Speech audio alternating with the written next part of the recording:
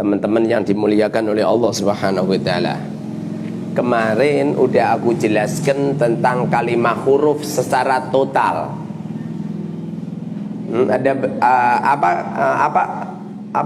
apa huruf?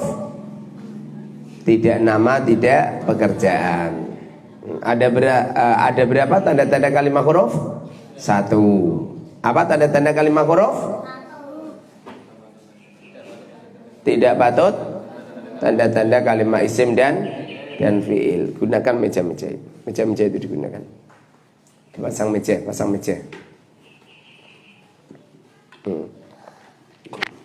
Jadi kemarin udah aku terangkan tuntas tentang kalimat huruf. Jadi urutannya begini. Urutan menerangkan.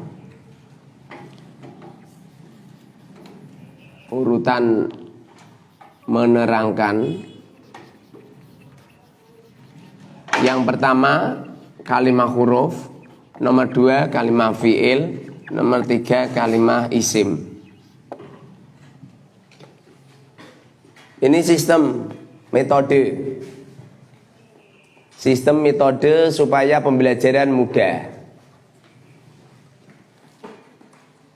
Jadi kalimat huruf ini kalimat yang paling sedikit. Kalimat huruf ini sedikit. Kemudian kalimat fi'il itu sedang. Kalimat isim itu banyak. Makanya jangan heran. Kalimat huruf itu hurufnya itu paling sedikit 1 nyampe 5. Kalau kalimat fi'il itu hurufnya 1 nyampe 6. Kalimat isim itu hurufnya 3. Kalimat fi'il itu 3 nyampe 6. Kalimat isim itu 3 nyampe 7. Makanya kemarin aku jelaskan pertama kali itu kalimat huruf dulu. Kalimat huruf sudah tuntas kemarin. Kalau kamu hafal dan kamu mampu untuk mempraktekkan, maka semua kalimat huruf yang ada di kitab kamu kuasai semua. Adapun untuk penjelajahan lebih lanjut, bisa panjenengan buka di kitab ini An-Nahwu was-Sharaf wal I'rab. Di sini ini dikuak tuntas semua itu, apa itu kalimat-kalimat huruf ada semua. Atau di mu'jam.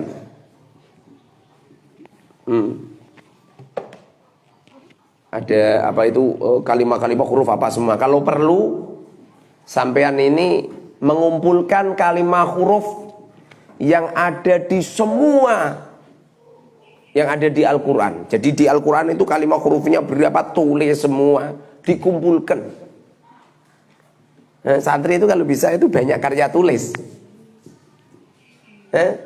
Santri itu rakok santri malah gelondang, gelandung, jualan, jalan, bal-balan. Ini niatnya dari rumah ke pondok ya apa bal-balan apa jalan-jalan. Santri itu menyibukkan diri terus menerus meneliti gitu. Coba ini PR untuk kamu. Berhubung ini kalimat huruf udah aku terangkan. Coba nanti kumpulkan sebanyak-banyaknya dari berbagai referensi, dari berbagai kitab, kalimat huruf apa semua. Dikuak tuntas semuanya, diteliti. Huruf jar ini kalau kita mau mau fair ya. Huruf jar itu ada 33 loh. Dari mana Ustaz? Cari sendiri. Santri itu cari sendiri. Jangan terbiasa Pak Yai dalilnya mana, referensinya mana. Sekarang ini subhanallah peralatan canggih udah luar biasa. Ya, coba nanti saya beri, ini tak beri waktu ini 1 hari 1 malam coba. Semuanya mengerjakan ngumpulin kalimat huruf yang ada di semua kitab. Itu satu perpustakaan, itu 3 bupet ini coba dicek semua. Atau nanti panjenengan ngecek di mu'jam apa itu mujam kalimah-kalimah huruf itu loh. Atau di itu an-nahwu was-sarf wal-i'rab, atau di jami durus robiyah. Mana? Jami durus ini. Mausu'ah fi salasati ajya. Jami durus robiyah. Pelajari. Kitab saya sediakan untuk dipelajari. Dijelajah semua. Atau panjenengan lihat di Qadil Qudud. Ini ada kitab namanya Qadil Qudud. Santri itu kitabnya yang banyak. Santri mondok sibuk beli baju baru. Itu kalau paling benci. Sampean bajunya cukup 2 saja, yang satu dijemur, yang satu dipakai, nanti yang satu dicuci, yang satu dipakai lagi gitu terus. Enggak usah banyak-banyak. Santri itu banyaknya itu kitab. Saya dulu itu boyong itu kitabnya banyak. Saya boyong dari pondok gitu toh, bawa mobil. Saya boyong dari pondok itu bawa mobil. Saya termasuk satu-satunya santri di Bandung Sari yang kamarnya itu penuh dengan kitab.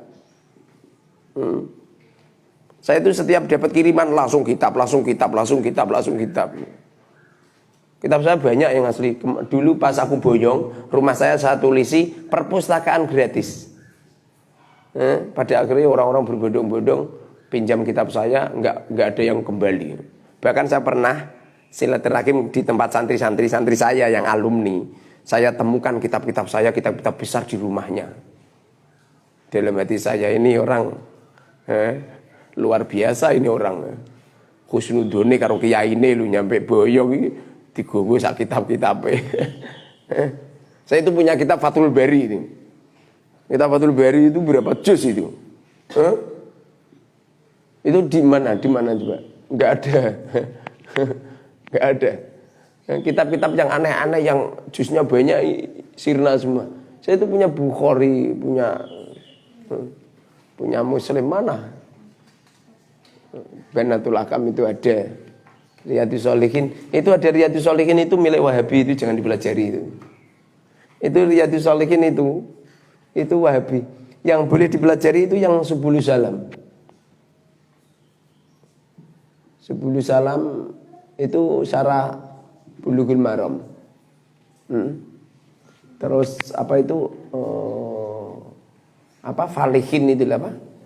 Itu ada di situ. Kalau nggak ada berarti ya digondol wong. Coba PR untuk kita semua. PR carikan kalimah huruf sebanyak-banyaknya beserta faidahnya. Beserta faidahnya semuanya. Sekalian faidah-faidahnya. Cari semua. Saya ulang kembali, urutan untuk menerangkan yang paling enak itu pertama kali itu kalimah huruf dulu diterangkan sedetil-detilnya. Kemudian setelah kalimah huruf selesai, kemudian kalimah fi'il. Kalau kalimah fi'il udah selesai, kemudian kalimah isim. Coba sebelum saya ulang lebih lanjut, ini saya tanya tentang kalimah huruf.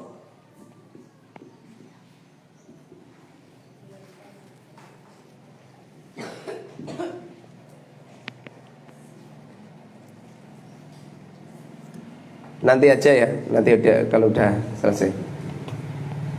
Sekarang kita bahas tentang kalimah fi'il. Fi'il. Pertama kali yang kita bahas adalah tanda-tandanya. Tanda-tanda kalimah fi'il. Ada berapa kalimah fi'il? Ada 2. Apa? Mabni, mu'rab. Kalimah fi'il yang mabni ada berapa? Dua, sebutkan. Madi dan amar. Tanda-tanda fi'il madi apa? Patut tak taknis sakinah. Patut tak taknis sakinah. Jadi ada dzoroba, itu bisa kamu masuki menjadi dzorobat. Dzoroba menjadi dzorobat. Ini namanya fi'il madi. Ada fi'il amar. Fi'il amar itu tanda-tandanya itu menunjukkan makna perintah.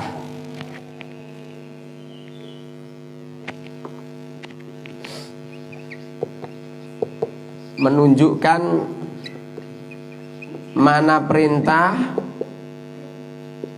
dan patut ya mu'anas mukhotabah. Jadi ada contoh idrib, semisal ini idrib ini bisa dimasuki ya mu'anas mukhotabah menjadi idribi. Dan idrib ini menunjukkan makna perintah. Idrib pukullah. Idrib pukullah. Ini namanya menunjukkan makna perintah. Sedangkan yang mu'rab, fi'il yang mu'rab yaitu fi'il mudhari. Fi'il mudhari tanda-tandanya adalah kemasukan huruf mudhari'ah. Ada berapa huruf mudhari'ah? 4 terkumpul. Sebutkan. Hamzah, nun, ya, ta. Kalau ngomong jangan alif. Alif itu adalah huruf yang tidak ada harokatnya, itu alif. Tapi kalau huruf mudhari'ah, kalau huruf mudhari'ah ada 4 itu bukan alif tapi hamzah. Hamzah, nun, ya, ta terkumpul pada lafaz ana itu. Selesai sudah bahas tentang tanda-tanda kalimat fi'il. Mohon nanti sistem untuk ngajar seperti itu. Jadi menerangkan kalimat huruf dulu nyampe tuntas. Setelah tuntas kemudian murid disuruh nyari kalimat huruf sebanyak-banyaknya beserta faidahnya. Nanti selesai nanti. Yang jadikan nggak selesai gitu loh, nggak tenanan. Setelah selesai membahas tentang kalimat fi'il. Pertama kali yang kita bahas adalah tanda-tanda kalimat fi'il. Apa tanda-tandanya fi'il madi? Tanda-tanda fi'il amar? Tanda-tanda fi'il mudhari? Kalau sudah selesai, caranya itu dipraktekkan. Jadi dzoroba kalimah. Untuk mempraktekkan mendeteksi katanya bagaimana? Caranya begini. Ada lafaz semisal, ada lafaz sona semisal. Sona yasunu saunan wa masonan. Makanya di saat membahas tentang kalimat fi'il, kita dituntut untuk punya amsilatu tasrif, punya i'lal. Punya amsilatu tasrif? Coba mana amsilatu tasrif? Ayo buka semua. Buka. Amsilatu tasrifnya mana? Ayo mana. Jadi usahakan punya amsilatu tasrif semua. Bagaimana mungkin kita bisa menjelajah kalimat fi'il kalau kita nggak bisa nasrif? Usahakan bisa menjelajah semua. Seperti sona, coba dikias.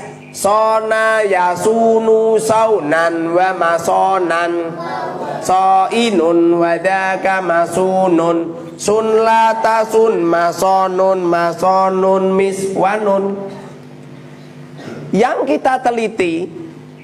kita teliti pertama kali yaitu diteliti lafadznya dulu.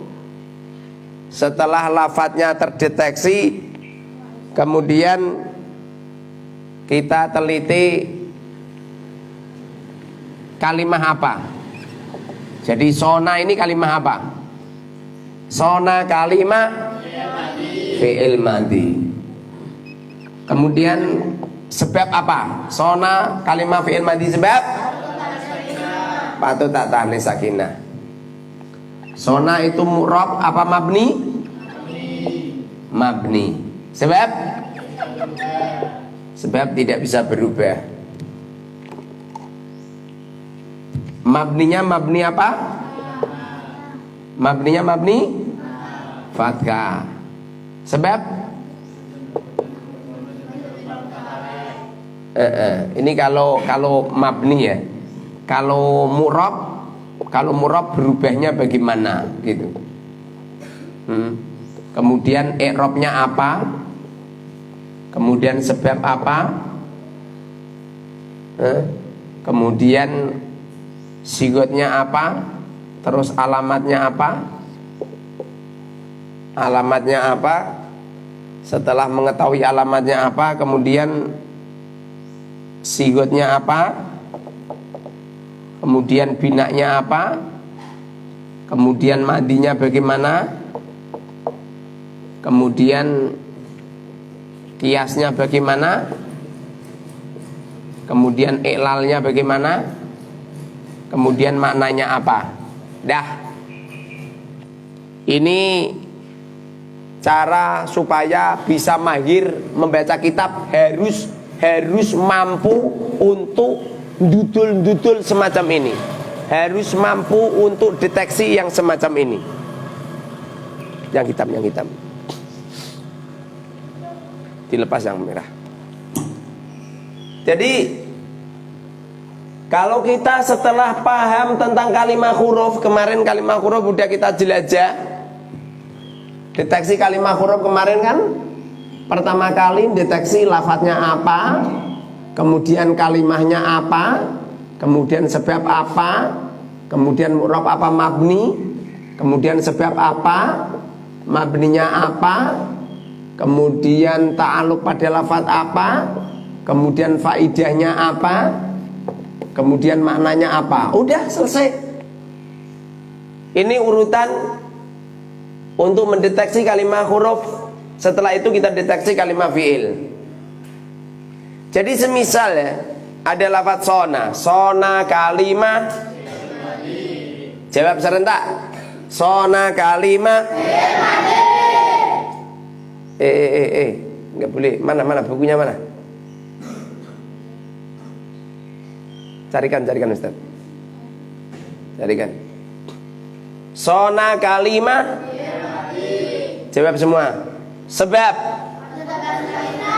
patut tak tanis sakinah. Pertama kali sampean yang penting hafal. Kalau ada fi'il madhi berarti patut tak tanis sakinah. Yang penting hafal itu dulu. Kita ini mempelajari ilmunya anak kecil. Anak kecil ini semisal Hasan itu umurnya yang baru 1 tahun itu nggak mau tahu dia.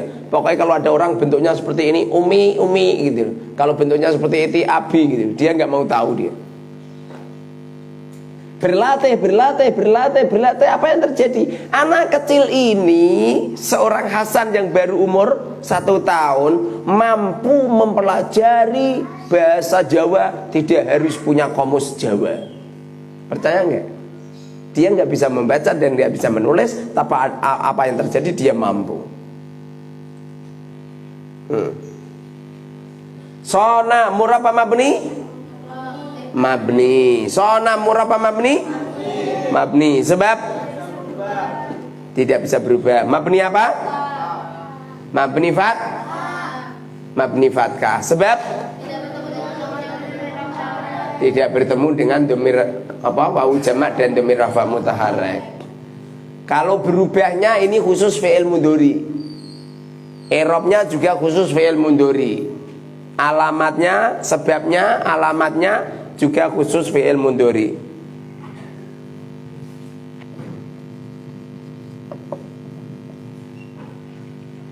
Kalau sona ini langsung ke sigot.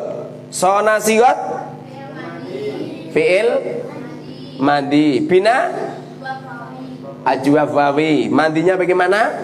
Sona. Bagaimana kiasnya? sona yasunu saunan wa masonan fahuwa wadaka masunun sun latasun masonun miswanun. Setelah tahu kiasnya kemudian iklalnya sona asluhu sawana ala wazni fa'ala ulibatil wawu alifan litaharrukiyah wan fitahima qabla fasara sona. Ini kalimat fi'il ini kalau saya terangkan kesampaian setengah hari itu selesai. Kemarin kalimat huruf saya terangkan cuman satu pertemuan. Kalau ini kalimat fi'il saya terangkan paling setengah hari selesai. Makanya saya sering ngomong, metode saya ini, sistem saya ini, pembelajaran nahwu sorof lugat saya ini cukup disampaikan 2 hari, bahkan bisa 1 hari. Setelah itu yang paling penting adalah praktek. Banyak orang pengen Ustaz, saya pengen Ustaz, saya pengen pinter Ustaz, tapi dia pembohong. Kenapa pembohong? Dia itu nggak sungguh-sungguh yang asli. Nggak sungguh-sungguh dia. Orang itu kalau sungguh-sungguh kelihatan loh. Belajarnya itu tenanan. Kalau bisa ya, ulama-ulama dahulu itu loh. Subhanallah. Nyampe-nyampe orang dahulu itu belajar itu atau pakai apa coba? Dia gara-gara tidak mampu untuk membeli minyak, tidak punya lampu di rumah. Pada akhirnya dia itu belajar dengan apa itu? Dengan sorotan lampu dari tetangga. Kitabnya dikenakan lampu dari tetangga itu dibaca. Tidak sedikit ulama-ulama yang belajar nyampe larut malam, nyampe tidak tidur. Tidak sedikit ulama-ulama yang tidak tidur itu 1 hari 1 malam, bahkan 1 minggu 7 hari 7 malam. Ada yang 40 hari nggak tidur, ada yang 1 bulan nggak tidur, ada yang 1 tahun nggak tidur, bahkan ada yang 3 tahun tidak tidur. Saking tenanane. Tapi kalau kita ini pembohong besar kita ini orang. Saya itu sering alim itu mudah, yang jadikan sulit itu gara-gara nggak sungguh-sungguh. Namanya nggak sungguh-sungguh.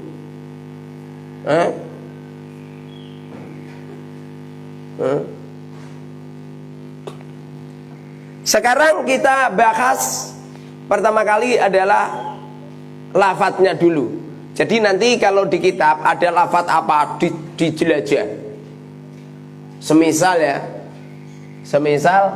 sampean belajarnya apa coba? Safinah semisal. Safinah. Di kitab Safinah ini coba jelajahi kalimat fiilnya.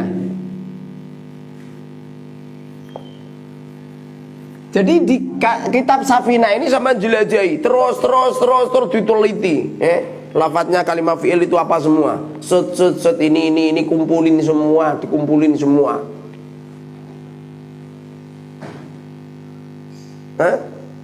Coba ini tak beri PR menjelajah kalimat fi'il yang ada di kitab Safinah. Coba nanti dikumpulin. Yang pertama kali tadi saya nyuruh apa itu kalimat PR, carikan kalimat huruf sebanyak-banyaknya beserta faidahnya. Kemudian coba carilah kalimat fi'il yang ada di kitab Safinah. Kalimat fi'il yang ada di Safinah itu dicari coba, dikumpulin.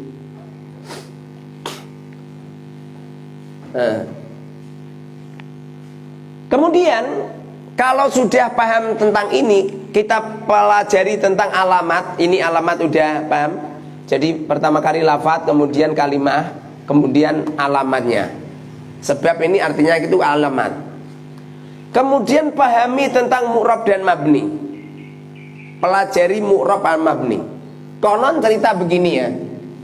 Kalimah itu kan ada berapa kalimah? 3. Apa kalimah? Ucapan yang 1. Sebutkan kalimah. Isim, fi'il, huruf. Apa isim? Nama. Apa fi'il? Pekerjaan. Apa huruf? Tidak nama, tidak pekerjaan. Ini jangan disepelekan materisaannya. Kelihatannya sih seperti sepele, tapi ini akan menjadi sebuah keilmuan yang dahsyat apabila panjenengan hafal dan bisa mempraktekkan ke kitab. Kalimah isim ini, mohon cara menerangkan kalimah fi'il seperti ini. Kalimah isim itu ada dua. Apa semua? Murab, mabni. Apa murab? Bisa berubah. Apa mabni? Tidak bisa berubah. Kalimah fi'il ada berapa? Apa? Mabni, murab. Kalau kalimah huruf selama-lamanya mabni. Kalau kalimah huruf udah aku jelaskan, katam. Sepertiga ilmu nahwu sudah kamu kuasai. Sepertiga ilmu nahwu sorof lugat sudah kamu kuasai hanya satu pertemuan kemarin. Kemudian saat ini sampean saya giring untuk memahami kalimah fi'il. Apa fi'il? Pekerjaan. Tanda-tanda kalimah fi'il apa? Patuh tak tanis sakinah. Tanda-tanda fi'il mudhari, kemasukan huruf mudhari'ah. Tanda-tanda kalimah fi'il amar, menunjukkan mana perintah dan atau jak muannas mukhatabah. Setelah selesai, langsung saja panjenengan menerangkan tentang ini. Jadi ini nanti ini yang isim itu nanti. Yang kamu terangkan fi'il ini dulu. Kalimah fi'il yang mabni ada berapa? Dua. Apa? Madi dan amar. Kalimah fi'il yang murab ada berapa? Satu. Apa? Mudhari. Pertama kali kamu terangkan masalah fi'il madi. Fi'il madi itu adalah mabni fathah. Fi'il madi itu mabni fathah dengan syarat tidak bertemu dengan wawu jama' dan dhamir rafa mutaharrik. Jadi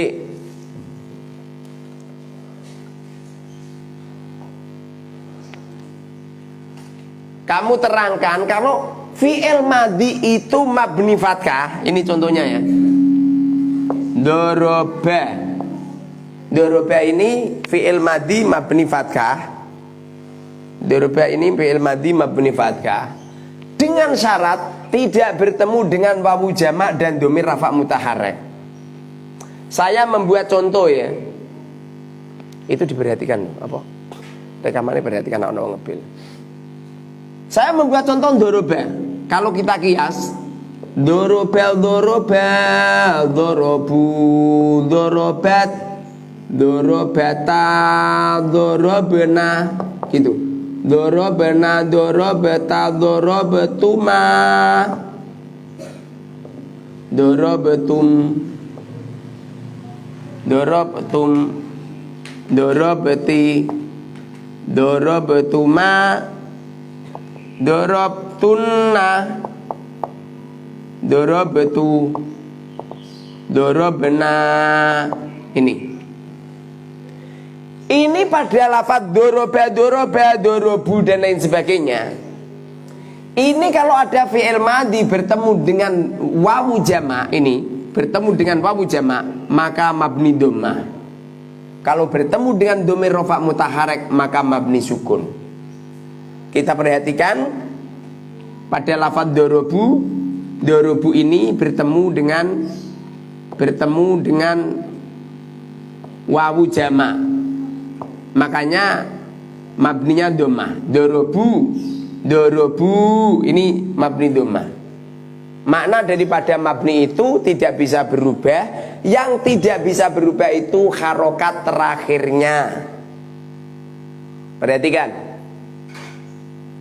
Nanti kalau nggak bisa tak tutup beduk mulu, tak tutup. Ini kemudian yang bertemu dengan dhamir rafa mutaharrik. Ini mulai ini. Dorob, dorobena, dorobeta ini. Ini dhamir rafa mutaharrik ini. Jadi ini domir rafa mutaharek. Domir rafa mutaharek. Domir rafa mutaharek. Ini juga domir rafa mutaharek. Domir rafa mutaharek. Inti kata domir rafa mutaharek itu ada 8. Ta, ti, tu, tuma, tum, tunna, na gitu. Na, tati, tu, tuma, tum, tunna, na gitu.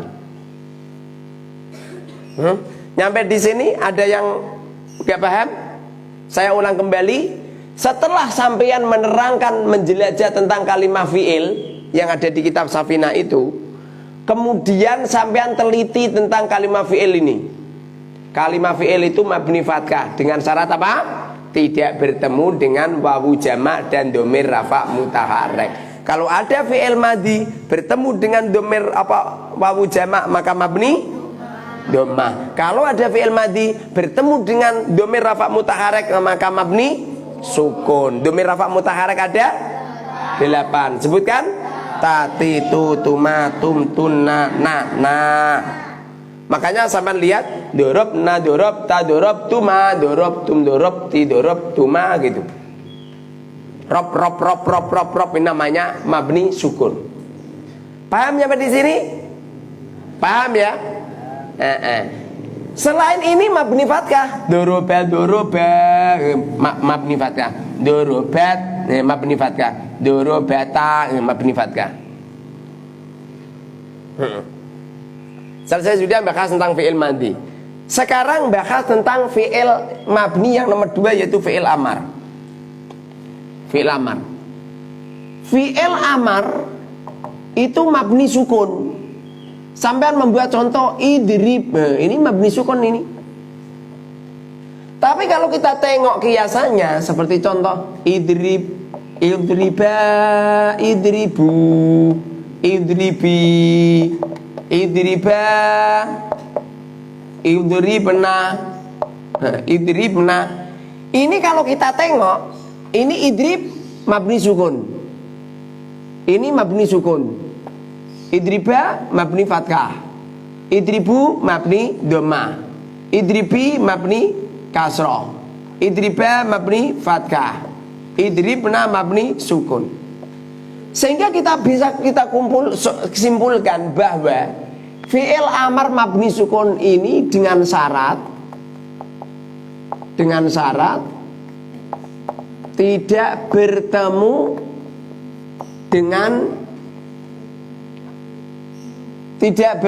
dengan wawu jamak, alif tasniyah,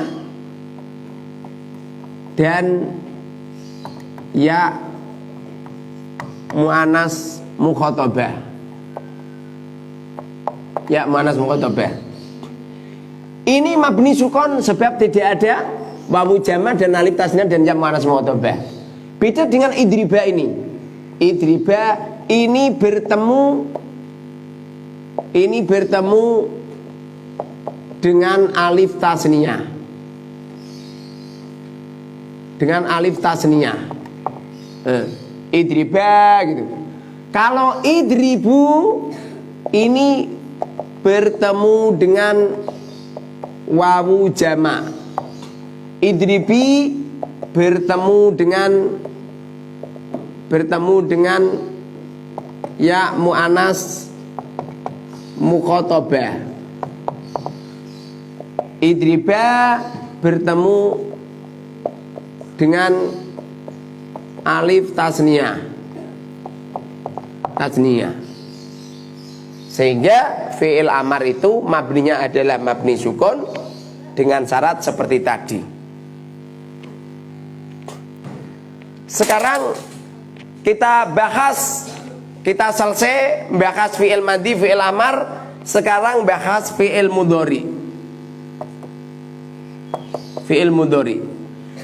Fi'il mudhari itu hukumnya mu'rab dengan syarat. Jadi semisal ya, sampean buat contoh gini. Yadribu Yadribu ini murab ini. Yadribu, yadriba, yadriba, yadrib. Yadrib ini murab. Ini namanya rofa, ini namanya nasab, ini namanya jazm. Berubah. Berubah. Yadribu, yadriba, yadrib. Makanya fi'il mudhari ini adalah murab dengan syarat tidak bertemu dengan nun taukid dan nun jamak inas. Nun taukid dan nun jamak inas. Nun taukid itu ada kalanya sakilah, ada kalanya khafifah, ada kalanya khafifah.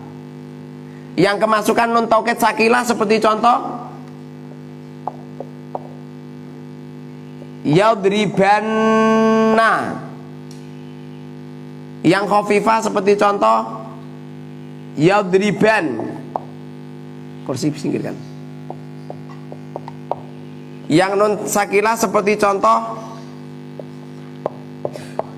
yadribna. Nih, selesai sudah membahas tentang kemabnian dan kemu'ropannya kalimah fi'il. Gampang pokoknya. Jadi semisal ada yadribu, semisal yadribu kalimah.